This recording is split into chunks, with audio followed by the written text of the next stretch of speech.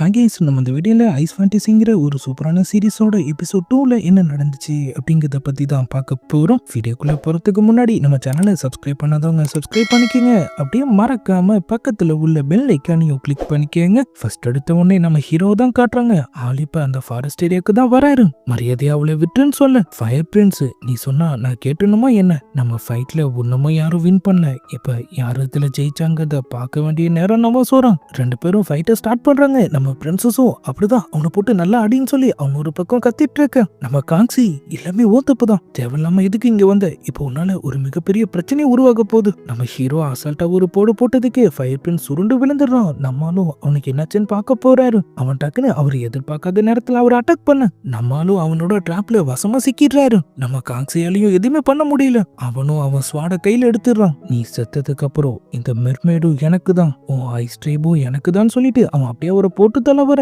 நம்மால் ஜஸ்ட் மிஸ்ல ஒரு பவுர்ஸை யூஸ் பண்ணி அப்படியே பின்னாடி போயிடுறாரு. ஆனா ஃபயர் பிரின்ஸ் திரும்ப அவரை காலி பண்ண வரான். அப்பதான் நம்ம காங்சியும் கடுப்பாய் அப்படியே கத்த ஆரம்பிக்கிறாரு. டக்குன்னு ஆளுங்கிருந்து காணாம போயிட்டு அந்த ஸ்வாட வந்து பிடிக்கும். நம்ம ஹீரோக்கும் இங்க என்ன நடந்துட்டு இருக்குன்னு ஒண்ணுமே புரியல.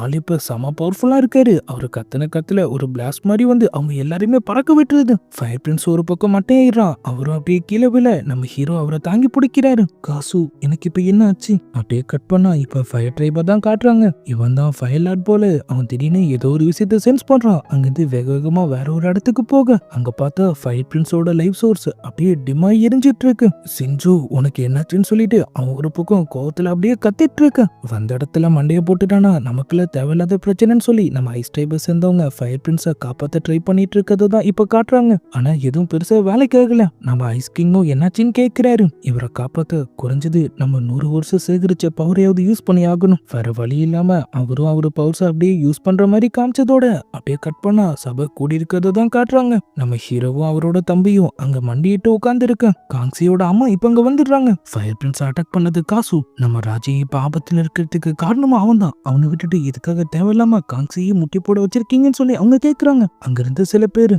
ஆனா காங்சி அவர் அட்டாக் பண்ணது மெர்மைட் பிரின்சஸ் பார்த்திருக்காங்க. கேட்கவே வேடிக்கையா இருக்கு. அவன் கிட்ட பவர்ஸ் கிடையாதுங்கிறது நம்ம ஊர்ல இருக்கிற எல்லாருக்குமே தெரியும். ஆனா பிரின்சஸ் எதுக்காக போய் சொல்லணும்னு சொல்லி அவங்க எல்லாரும் கேக்குறாங்க. நம்ம காசுவும் பிரின்சஸ் அப்ப ரொம்பவே பயந்து போயிருந்தாங்க. அதனாலதான் நடந்த எதுவுமே அவங்களுக்கு தெரியல. ஃபயர் பிரின்ஸ் அட்டாக் பண்ணது நான் தான் நாள் சொல்றாரு. ஆனா காங்சி இல்ல, என்ன காப்பாத்துறதுக்காக தான் என் அண்ணன் போய் சொல்றாரு. இது பண்ணது நான் தான். அப்ப என்னை அறியாம என்னோட பவர்ஸ் வெளியே வந்துச்சு. வேணா இப்ப நான் உங்களுக்கு அதை பண்ணி காட்டுன்னு சொல்லிட்டு அவனும் ட்ரை பண்றான். ஆனா எதுவுமே வேலைக்கு ஆகல. நம்ம காசுவும் நான் சொல்றத நம்புங்க, நான் தான் இதை பண்ணது. இதுக்கான முழு பொறுப்பையும் நானே ஏத்துக்கிறேன். ஆனா கிங் ஃபயர் பிரின்ஸ் இப்ப கொஞ்சம் கொஞ்சமா ரெக்கவர் ஆயிட்டு இருக்காரு. சீக்கிரமாவே இதுக்கு யாரு காரணங்கிறத அவரே நம்ம கிட்ட சொல்லுவாரு. அது வரைக்கும் நீங்க ரெண்டு பேருமே ஐஸ் ஃபீல்ல தான் அடப்பட்டிருக்கணுங்கிற மாதிரி அவரு சொல்ல காட்ஸோ அவங்கள அப்படியே அங்க கூட்டிட்டு போயிடுறாங்க. நம்ம ஹீரோ காங்சி நீ என் மேல கோமா இருக்குன்னு எனக்கு தெரியும். ஆனா நீ என்னோட தம்பி, நான் உன்னை ப்ரொடெக்ட் பண்றதுக்காக தான் அப்படி பண்ண. காசு எவ்வளவு காலம் நீ தானே என்ன காப்பாத்திட்டு இருந்த. இப்ப முதல் வாட்டி உன்னை காப்பாத்த எனக்கு ஒரு வாய்ப்பு கிடைச்சிருந்துச்சு. அந்த பிரின்ஸை நான் அட்டாக் பண்ணதை நினைச்சு இப்ப கூட நான் கவலைப்படல.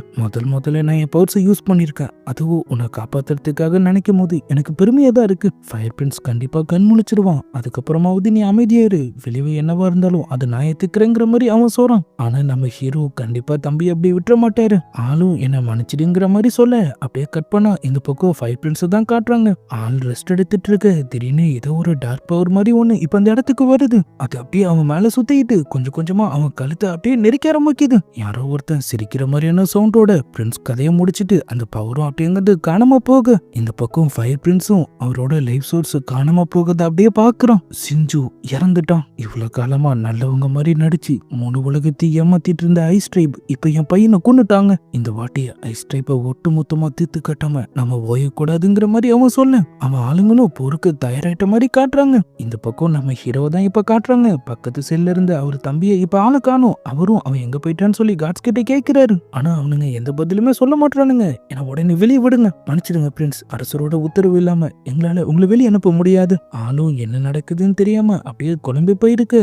இந்த பக்கம் நம்ம ஜன்னர்ல தான் இப்ப காட்டுறாங்க. ஃபயர் பிரின்ஸ் இறந்துட்டாரு. எந்த நேரத்திலயும் போர் ஆரம்பிக்கலாம். அதுக்கு முன்னாடி நான் அரசரை சந்திச்சாகணும். நான் திரும்ப வர வரைக்கும் கார்டியன் ரிலம் உன்னோட பொறுப்பு. பேசிட்டு இருக்கும் போதே அவங்களுக்கு தகவல் வருது. ஸ்னோ ட்ரைபர் சேர்ந்த 2 காட்ஸ் இறந்துட்டாங்களாம். அப்ப ஃபயர் ட்ரைபர் சேர்ந்தவங்க அதுக்குள்ள அவங்க இடத்துக்குள்ள அத்துமீறிட்டாங்களாம். வெளியே ஏதோ வெடிக்கிற சவுண்ட் வர கேக்குது. அவங்க 2 பேரும் வேகமா போய் அங்க என்னாச்சுன்னு பாக்குறாங்க. நேத்து நம்ம ஹீரோயின் ஃப்ரோசன் ஃபாரஸ்ட் ஏரியால இருந்து ஒரு பறவையை புடிச்சிட்டு வந்திருப்பாங்க. இப்ப அதுதான் வெடிச்சிருக்கும். இருக்கும். நான் எதுவுமே பண்ணல, அதுக்கு தண்ணி தான் கொடுக்க ட்ரை பண்ணேன். இது ஃபைட் ட்ரைப்போட மேஜிக்கல் பவர்ஸ். நம்ம ஹீரோயின் திரும்ப ஃபைட் ட்ரைப்பா, ஆனா அவங்க எப்படி இதெல்லாம் பண்ணாங்கன்னு சொல்லி அவங்க கேக்குறாங்க. நம்ம ஜெனரல் ஸ்னோ மிஸ்ட் ஃபாரஸ்ட்ல தான் இதுக்கான பதில் கிடைக்கும், நான் உடனே அங்க கிளம்புறேன். இந்த பக்கம் நம்ம ஹீரோவை அடைச்சு வச்சிருக்கிற அந்த ஐஸ் ஃபீல்ட தான் காட்டுறாங்க. ஆள் என்ன வெளியே விடுங்க விடுங்கன்னு சொல்லிட்டு இருக்க. காட்ஸும் அவர் ஏதாவது பவர்ஸை யூஸ் பண்ணிடுவாருன்னு சொல்லி பயந்துட்டு இருக்காங்க. அப்பதான் அந்த இடத்துக்கு காங்சியோட அம்மாவான அந்த லோட்டஸ் வராங்க. நம்ம ஹீரோவை ரிலீஸ் பண்ணி விட்டுட்டு, எனக்கு உன்கிட்ட உதவி கேட்க விருப்பம் இல்ல, ஆனா என் பையனை காப்பாத்த எனக்கு இருக்கிற ஒரே வழி இது மட்டும்தான், தயவு செஞ்சு அவனை போய் காப்பாத்து. நம்மளும் அப்படியே அங்கிருந்து கிளம்புறாரு. என் உயிரை வேணா எடுத்துக்கோங்க, ஆனா தயவு செஞ்சு அவனை விட்டுருங்கன்னு அவரு சொல்ல கிங் கண்டுக்கிற மாதிரியே தெரியல. நம்மளும் அவன் என்ன காப்பாத்துதான் அவன் பவர்ஸை யூஸ் பண்ணான், அப்படி பார்த்தா இதுக்கு நான் தானே காரணம். அரசர் அவர் பவர்ஸை யூஸ் பண்ணி நம்ம ஹீரோவை அட்டாக் பண்ண ஆளும் ஏதோ சரியில்லைங்கிறது நோட் பண்றாரு. நீங்க இதுக்காக வாய் திறந்து பேச மாட்டீங்க. டக்குன்னு மறைச்சிட்டு வந்து அவர் அப்படியே டச் பண்ண கிங் அங்கிருந்து காணாம போயிடுறாரு. நம்ம ஜன்னர்லும் இப்ப அப்படியே அங்க வர பிரின்ஸ் காசும் அரசர் எங்க, நான் அவரை உடனே பார்த்தாகணும். ஆள் நம்ம ஹீரோவோட தம்பியை தேடி கண்டிப்பா வருவாருன்னு தெரிஞ்சுதான் இந்த மாதிரி ஒரு வேலையை பார்த்துட்டு போயிருக்காரு. அப்படியே கட் பண்ணா இன்ஃபினிட்டி ஓசனுங்கிற ஒரு இடத்த தான் காட்டுறாங்க. ஒரு பக்கம் ஃபைவ் ட்ரைபர்ஸ் மொத்த பேரும் குமிஞ்சிருக்கானுங்க. இன்னொரு பக்கம் நம்ம ஐஸ் கிங்கும் அவர் ஆளுங்களும். அவனோட பவர்ஸ் யூஸ் பண்ண மேல அவனோட உருவம் பிரம்மாண்டமா அப்படியே தெரியுது. உங்க பையன் மெர்னைட் பிரின்சஸ் கிட்ட தப்பா நடந்துக்க ட்ரை பண்ணா, அவனை தடுக்க முயற்சி பண்ணும் போது ஒரு விபத்துலதான் அவன் இறந்துட்டாங்கிற மாதிரி அவங்க சொல்றாங்க. ஐஸ் ட்ரைப் கதை கட்டுறதுல கில்லாடிங்கன்னு எனக்கு நல்லாவே தெரியும். ஒருவேளை உங்க பிரின்ஸ் எங்க ராஜ்யத்துக்கு வந்து இதே மாதிரியே இறந்திருந்தா நான் சொல்ற கதையெல்லாம் நீங்க கேட்டுட்டு இருந்திருப்பீங்களா? நம்ம ஐஸ் கிங் சரியான காரணம் இருந்தா நான் கண்டிப்பா அதை கேட்பேன். அவசரப்பட்டு போற ஆரம்பிச்சு பல உயிர்களை நான் இழக்க மாட்டேன். அவனும் சரியா சொன்னீங்க, அப்ப இதுக்கு காரணமானவனை என்கிட்ட ஒப்படைச்சிருங்க. காங்சியோட அம்மா இல்ல முடியாதுன்னு சொல்லிட்டு கதறிட்டு இருக்காங்க. நல்லா யோசிச்சு சொல்லுங்க, ஒரு உயிரா இல்ல உங்க ராஜ்யத்தையே நீங்க இழக்க போறீங்களா? அரசரும் யோசிக்கிறாரு. லோட்டஸ் அவன் உங்களோட பையன், அவனை நீங்க கொடுக்க கூடாதுன்னு சொல்லி எவ்வளவோ சொல்றாங்க. ஆனா ஆளு அவங்கள அங்கிருந்து கூட்டிட்டு போக சொல்லிட்டு காங்சிய அடைச்சு வச்சிருந்த அந்த ஃபயர் ஃபீல்டையும் அப்படியே அவரு பவர்ஸ் யூஸ் பண்ணி கொஞ்சம் கொஞ்சமா மேல கொண்டு போறாரு. அவ்வளவுதான் ஆள் முடிவு பண்ணிட்டாரு போல. அப்பதான் நம்ம ஹீரோவும் ஜெனரலும் அங்க வராங்க. காசு என்ன தடுக்க நினைக்காத, ஃபயர் பிரின்ஸ் எதுக்காக ஸ்னோ மிஸ்ட் ஃபாரஸ்டுக்கு போனான்னு உங்களுக்கு தெரியுமா? அப்படியே ஒரு குட்டி பிளாஷ்பேக்க காட்டுறாங்க. நம்ம ஜெனரல் இங்க வந்த உடனே அவர் ஆளுங்களோட நேரா ஸ்னோ மிஸ்ட் ஃபாரஸ்டுக்கு தான் போயிருப்பாரு. அங்க இருந்த ஒரு பனிப்பாறையில ஏதோ ஒரு பவர் மாதிரி ஒண்ணு பதிஞ்சிருக்கு. ஆனா இந்த மலையை தொலைக்கிறது ஒண்ணும் அவ்வளவு சாதாரண விஷயம் இல்ல. நம்ம ஹீரோயின் இம்மோர்டல் பவர் இருந்தா மட்டும்தான் அது முடியும்னு சொல்றாங்க. அவங்க சொன்னது சரிதான். ஃபயர் பிரின்ஸ் இங்க வந்தப்ப அவன் கையில ஏதோ ஒரு வித்தியாசமான பொருள் இருந்திருக்கும், அதுக்குள்ளதான் இந்த பவரும் இருக்கு. ஆள் அவன் பவர்ஸ் யூஸ் பண்ணி அதை அப்படியே அந்த பனிமலைக்குள்ள அனுப்பி வச்சிருப்பான். நம்ம ஜெனரல் அவர் ஆளுங்க எல்லாரையும் பின்னாடி போக சொல்லிட்டு அவரு ஸ்வாட் எடுத்துட்டு களத்துல இறங்குறாரு. அந்த பவர்ஸோட அவரு ஃபைட் பண்ணிட்டு இருக்க அங்க ஒரு பிளாஸ்ட் ஏற்பட்டு அவர் அப்படியே பின்னாடி வந்துடுறாரு. நம்ம ஹீரோயின் அந்த பாறையை தொட்டு பாக்குறாங்க. கொஞ்சம் கொஞ்சமா அதை அப்படியே இடி ஆரம்பிக்குது. அங்கிருந்து தப்பிச்சிருங்கிற மாதிரி அவரு சொன்னேன். அப்படியே கட் பண்ணா நம்ம ராஜ்யத்தை அழிக்க திட்டம் போட்டுதான் அவன் நம்ம இடத்துக்குள்ள நுழைஞ்சிருக்கான். கண்டுபிடிச்சிட்டானுங்கன்னு சொல்லி ஃபயர் கிங்கும் சிரிப்பை போட்டுட்டு திரும்ப அவன் இடத்துக்கே போயிடுறான். அவன் அப்படியே அவன் பவர்ஸை யூஸ் பண்ண வானமே அப்படியே நெருப்பு மாதிரி மாறிட்டு அதுக்குள்ள நிறைய கிளியரர் பேர்டு இப்ப அப்படியே அவங்க இடத்த நோக்கி போக ஆரம்பிக்குது. இதே மாதிரியான ஒரு பறவை தான் அன்னைக்கு வெடிச்சிருக்கும். இதுங்கெல்லாம் ஃபயர் ட்ரைபோட கட்டுப்பாட்டுல இருக்கு. அரசரும் உடனே ஸ்னோபிளேட் சிட்டிக்கு போய் மக்களை வெளியேத்துங்க, நீங்க எல்லாரும் என் கூட சண்டைக்கு தயாராகுங்கிற மாதிரி சொல்ல அவ்வளவுதான் போற ஆரம்பிச்சிருது. இந்த பக்கம் ஃபயர் கிங்கும் சிரிப்பா போடுறான். இவ்வளவு காலம் அந்த ஐஸ் ஷீல்டு தான் உங்களை ப்ரொடெக்ட் பண்ணிட்டு இருந்துச்சு, ஆனா இனிமே உங்களை யாராலையும் காப்பாற்ற முடியாது. எல்லா பக்கமும் அந்த பறவைங்க போய் கண்ட மணிக்கு வெடிச்சு சதறிட்டு இருக்கு. ஐஸ் ட்ரைபை சேர்ந்தவங்க அதை சமாளிக்க முடியாம திணறிட்டு இருக்கு. ஒரு பக்கம் நம்ம ஹீரோவும் லோட்டஸை போய் காப்பாத்துறாரு. எனக்கு எந்த பிரச்சனையும் இல்ல, முதல் காங்சியை காப்பாத்து. நடந்த குழப்பத்துல அவர் அந்த இடத்திலே விட்டு போயிட்டானுங்க போல. அந்த பறவைங்க வேற ஒரு பக்கம் வெடிச்சிட்டு இருக்கு. அதுக்கடையில நம்ம ஹீரோவும் எப்படியோ உள்ள பூந்து ஒரு வழியா காங்சியை காப்பாத்திடுறாரு. ஃபயர் ட்ரைபை சேர்ந்தவங்க தண்ணி வழியா அப்படியே உள்ள பூந்துட்டு இருக்காங்க. அங்க இருந்த கிரீச்சர்ஸ் கூட அவங்களை அட்டாக் பண்ண ட்ரை பண்ணுது. ஆனா அதையும் காலி பண்ணிட்டு அவங்க முழு வேகத்துல அவங்க இடத்துக்குள்ள போறேன். ரெண்டு ட்ரைபை சேர்ந்தவங்களும் பயங்கரமா ஒருத்தர் கூட ஒருத்தர் சண்டை போட்டுக்க ஆரம்பிச்சிடுறாங்க. நம்ம ஐஸ் ட்ரைபை சேர்ந்த பிரின்சஸ் எல்லாருமே ரொம்பவே பவர்ஃபுல்லா இருக்கு. ஃபயர் ட்ரைபை சேர்ந்த ஒருத்தன் அவங்க சீல் உருகிட்டு இருக்கு. அவங்களால கண்டிப்பா ரொம்ப நேரம் தாக்கு பிடிக்க முடியாது. ஆனா அவங்க பிரின்சஸ் எல்லாரும் நம்ம ஆளுங்களை விட ரொம்பவே பவர்ஃபுல்லா இருக்காங்க, நம்மளால சமாளிக்க முடியுமான்னு சொல்லி கேட்கிறாரு. அவனும் லைட்டா ஸ்மைல் பண்ணிட்டு என்னோட பழைய ஃப்ரெண்டை சந்திக்க வேண்டிய நேரம் வந்துருச்சுன்னு சொல்றான். அப்படியே கட் பண்ண இந்த பக்கம் நம்ம ஹீரோயினோட ஆளுங்க எல்லாரும் அவங்கள தேடிட்டு இருக்கிறது தான் இப்ப காட்டுறாங்க. பனிப்பாறைங்க இடிஞ்சு விழுந்ததுல அவங்க ஒருவேளை இறந்து போயிருப்பாங்கன்னு சொல்லி அவங்களுக்கு பயமா இருக்கு. ஆனா அவங்க ஃப்ரெண்டு இல்ல, அவ ஒரு கார்டியன், கண்டிப்பா அவளுக்கு எதுவும் ஆயிருக்காது. அந்த இடத்த விட்டு கொஞ்சம் தள்ளி அவங்க அப்படியே மயங்கி கிடக்குற மாதிரி காமிச்சதோட நடந்த போரால ஐஸ் ட்ரைப் எந்த அளவுக்கு பாதிக்கப்பட்டிருக்காங்கிறது தான் இப்ப காட்டுறாங்க.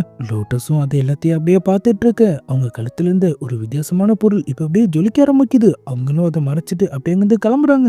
ஆள் நடமாட்டமே இல்லாத ஒரு இடத்துக்கு வந்துட்டு கடல் கிட்ட அவங்க அப்படியே அவங்க பவர்ஸை யூஸ் பண்ண அங்க ஒரு பாதை மாதிரி உருவாகுது. அவங்க அதுக்குள்ள போக நம்ம ஹீரோயினும் பக்கத்துலதான் மயக்கமாய் கிடக்காங்க. அவங்களும் அதை பாக்குற மாதிரி காமிச்சதோட இந்த பக்கம் நம்ம ஹீரோவும் அவர் ஆளுங்களும் அந்த ஃப்ரோசன் சீல்ட முடிஞ்ச அளவுக்கு அவங்க பவர்ஸை யூஸ் பண்ணி சரி பண்ண ட்ரை பண்ணிட்டு இருக்காங்க. நம்ம கான்சியும் இப்ப இங்க வரோம். காசு, இதுக்கு மேல நீ உன் பவர்ஸை யூஸ் பண்ணினா அது உனக்கு மிகப்பெரிய ஆபத்தாயிடும். நீ அடிக்கடி சொல்லுவில்ல ஐஸ் டைப்போட ரொம்பவே பவர்ஃபுல்லான காடு நான் தானே. அப்படி இருக்கும்போது இந்த மாதிரி கம்மியான பவர்ஸை யூஸ் பண்றதுனால கண்டிப்பா எனக்கு எதுவும் ஆகாது. எனக்கு இப்ப லைட்டா டயர்டா இருக்கு, சாப்பிட ஏதாவது கொண்டு வந்தா எல்லாம் சரியாயிடுங்கிற மாதிரி அவரு சொல்ல அவரு தம்பியும் தயக்கத்தோட அப்படி அங்கிருந்து கிளம்புறாரு. இந்த பக்கம் அந்த லோட்டஸை தான் காட்டுறாங்க. அவங்க சீக்கிரட்டா ஃபைவ் ட்ரைபோட கிங்க தான் மீட் பண்ண போயிருக்காங்க. உன்னை பார்த்து 100 வருஷம் ஆகுது, ஆனா இன்னமும் அதே அழகோட இருக்க. அவன் அப்படியே அவங்கள டச் பண்ண ட்ரை பண்ண அவங்க டக்குன்னு நகர்ந்துடுறாங்க. ஆளும் அவங்க கழுத்துல இருந்து அந்த பொருளை வாங்கிட்டு அவங்கள அப்படியே அந்த இடத்துல தொங்க விட்டுறான். நீ எனக்கு துரோகம் பண்ணிட்டு என் எதிரியான ஐஸ் கிங்க கல்யாணம் பண்ணிக்கிட்ட,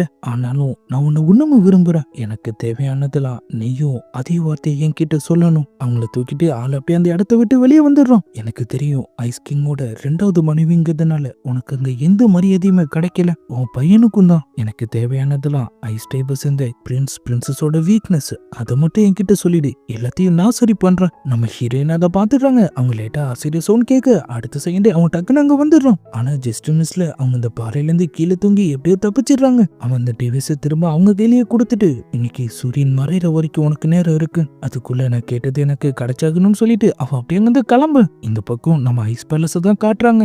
ஐஸ் ஷீல்டு நம்ம ஆன்சிஸ்டர் சீமி நமக்காக விட்டுட்டு போன பாதுகாப்பு வலையும் அது உருகிடுச்சுன்னா நம்ம ட்ரைபும் அழிஞ்சிடும். நம்ம ஜெனரல் இது மாதிரியான நிலைமையை சமாளிக்க சீமி ஏதாவது வழி கொடுத்துருக்காங்களான்னு சொல்லி கேட்கிறாரு. 5 லீஃப் ஐஸ் கிறிஸ்டல், அது இந்த உலகத்தோட இணைக்கப்பட்ட உயிர் சக்தி, அதால அந்த சீல்டை சரி பண்ண முடியும். அப்ப நம்ம அதை பயன்படுத்தலாம்னு அவரு சொல்ல உலக அமைதிக்காகவும் அவங்க ட்ரைபை ஸ்ட்ராங் ஆகிறதுக்காகவும் அவரோட அப்பா அதுல இருந்த எல்லா லீவ்ஸையும் பயன்படுத்தி இருப்பாரு. எங்க கிட்ட இப்ப ஒண்ணு தான் பாக்கி இருக்கு. மத்த எல்லா ஹியூமன் வேர்ல்ட சேர்ந்த ட்ரைப்ஸோட தலைவர்கள் கிட்ட இருக்கு. நம்ம ஜெனரல் நான் உடனே போய் அதை திரும்ப கொண்டு வரேன்னு சொல்றாரு. அங்கிருந்த ஒரு பிரிஸ்ட் இந்த வேலைக்கு காசு அனுப்புறதா சரியா இருக்கும். நம்ம முன்னோர்கள் தான் அது மோட்டல்ஸ் கிட்ட கொடுத்துருக்காங்க. நம்ம பிரின்ஸ் போய் இப்ப அதை திரும்ப கேட்டாதான் அவங்களாலையும் அதை புரிஞ்சுக்க முடியும். ஆனா அதெல்லாம் நடக்க ரொம்பவே லேட் ஆகும். அது வரைக்கும் ஃபைவ் ட்ரைபை எப்படி சமாளிக்கிறதுன்னு சொல்லி அவர் யோசிக்கிறாரு. டைசைட் ஸ்வாட நம்ம வெளியே எடுக்க வேண்டிய நேரம் வந்துருச்சு.